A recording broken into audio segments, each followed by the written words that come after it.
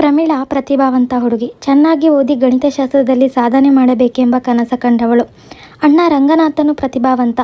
Maths professor ಆಗಿ ಕೆಲಸ ನಿರ್ವಹಿಸುತ್ತಿದ್ದ. ತಂಗಿಯ ಓದಿಗೂ ಪ್ರೋತ್ಸಾಹಿಸುತ್ತಿದ್ದ. ಆದರೆ ತಂದೆ ಮಗಳಿಗೆ ಮದುವೆ ಮಾಡುವ ನಿರ್ಧಾರಕ್ಕೆ ಬಂದರು.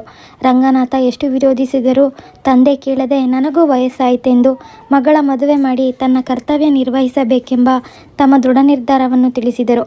ಪ್ರಮೀಳೆಯು ತನ್ನ ತಂದೆಯ ಮಾತಿಗೆ ಕಟ್ಟುಬಿದ್ದು ಮದುವೆಗೆ ಒಪ್ಪಿದಳು. ವಿದ್ಯೆ ಅರ್ಧಕ್ಕೆ ನಿಲ್ಲಿಸಬೇಕೆಂಬ ಬೇಸರ ಅವಳಿಗಿದ್ದರೂ ರಾಮಚಂದ್ರನ ಕೈ ಹಿಡಿದ ಮೇಲೆ ಅವಳ ಸಂಸಾರ ಸ್ವರ್ಗದಂತಿತ್ತು. ಅಂಥ ಒಳ್ಳೆ ಹುಡುಗ ಆತ. ಆದರೆ ವಿಧಿಯಾಟವೇ ಬೇರೆ ಇತ್ತು. ರಾಮಚಂದ್ರ ಕ್ಯಾನ್ಸರ್ ರೋಗಕ್ಕೆ ತುತ್ತಾಗಿ ಸಾವಿನ ದಿನಗಳನ್ನು ಎಣಿಸುತ್ತಿದ್ದ. ತನ್ನೇ ಸರ್ವಸ್ವವೂ ಆಗಿದ್ದ ಪ್ರಮೀಳೆಗೆ ಅವರ ಪ್ರೀತಿಯ ಗುರುತಾಗಿದ್ದ 8 ವರ್ಷದ ಮಗ ಗೋಪಾಲನ ಜವಾಬ್ದಾರಿ ಒಂಟಿಯಾಗಿ ಹೇಗೆ ನಿಭಾಯಿಸ್ತಾಳೆ? ಈ ಕುತೂಹಲಕಾರಿ ಕತೆ ಪೂರ್ತಿಯಾಗಿ ಕೇಳಬೇಕು ಅಂದರೆ ಕಮೆಂಟ್ನಲ್ಲಿ ತಿಳಿಸಿ. ಲಾಂಗ್ ವಿಡಿಯೋದಲ್ಲಿ ಅಪ್ಲೋಡ್ ಮಾಡ್ತೀನಿ. ಧನ್ಯವಾದಗಳು.